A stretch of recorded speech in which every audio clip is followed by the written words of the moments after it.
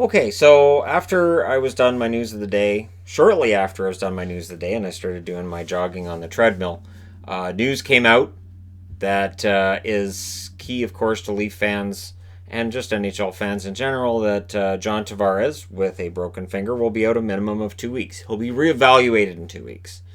So, if you're a Leaf fan, here's what I think the lines end up looking like. Now, there's an article on, I want to say Sportsnet, which says basically throw Spets onto the second line. See how that turns out. Don't.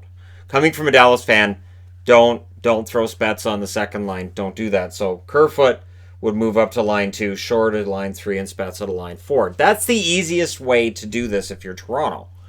Now, if they want to try something a little bit different, Mitch Marner, before he was brought up to the NHL level, I remember reading a lot of articles on it. I remember a lot of talk about it and how he was envisioned as being a center for his puck distribution skills.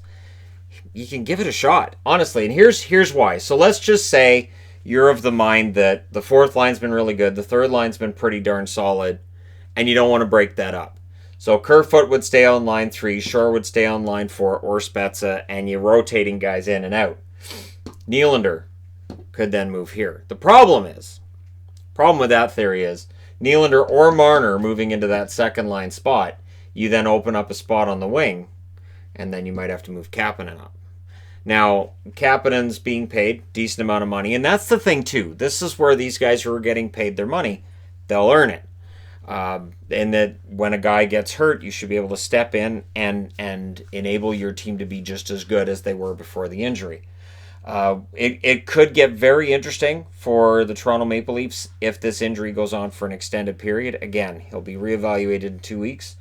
Otherwise, this is an opportunity, and I really believe that.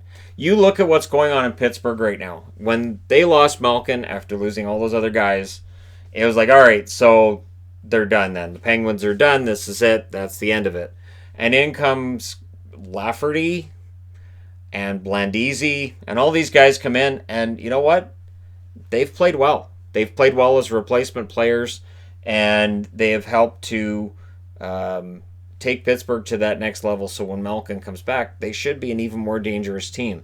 So this is an opportunity for Toronto to show that the depth they picked up in the offseason, and there's a lot of guys who are not on this list who can get called up, who are, that depth that they've craved for a long time. This is where they show that depth is better.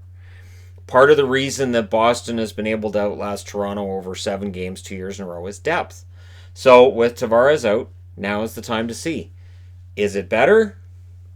Or are we seeing a Leafs team that's fragile and the loss of one player changes everything? I like to be an optimist in this situation that even without John Tavares, I think they can be okay. Whether it's moving those centers up as I've got on the chart here, or if they toy with the idea of Marner being a center, just to keep that second line together, or Nylander drops down from the first line to the second line as a center. There are numerous ways they can go about it. I'm guessing that as soon as they're on the ice for practice, we'll get a good idea of what they're going to do. Mike Babcock tends to be kind of close to the vest and unpredictable, so we may very well see a situation where this is what they do, and then if they struggle in the first period and a half, the lines are all thrown into complete and total abandon, and we could see something completely different. So let me know what you guys think Toronto's going to do in this situation, and if your answer is lose, that's a terrible attitude to take towards it. And if your answer is they're going to get stronger and better, I like the optimism. It's good. So again, it's going to be an interesting next couple of weeks minimum that they're going to have Tavares out, and it should show just how strong these guys can be. And this is where they miss Kadri. Honestly, this is where they miss Nazem Kadri. I like Kerfoot. He's a good player, but he's not Nazem Kadri.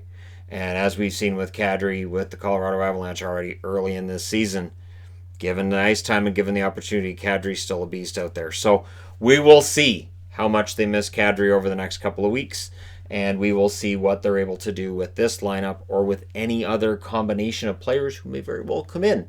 Again, looking for guys who may get called up from the American League, or maybe they do try Spezza at second line. I don't think so. And not only that, but if you look at the way Babcock has kind of been pushing Spezza to the fringes already this season, I can't see him then turning around and going, all right, well, Jason, you're on the second line. I just can't see it. But let me know your thoughts in the comment section below as always. Don't forget to hit like and subscribe if you're browsing your way through. You just happened upon this video. Thank you guys so much for watching, for all your support. I'll talk to you again soon.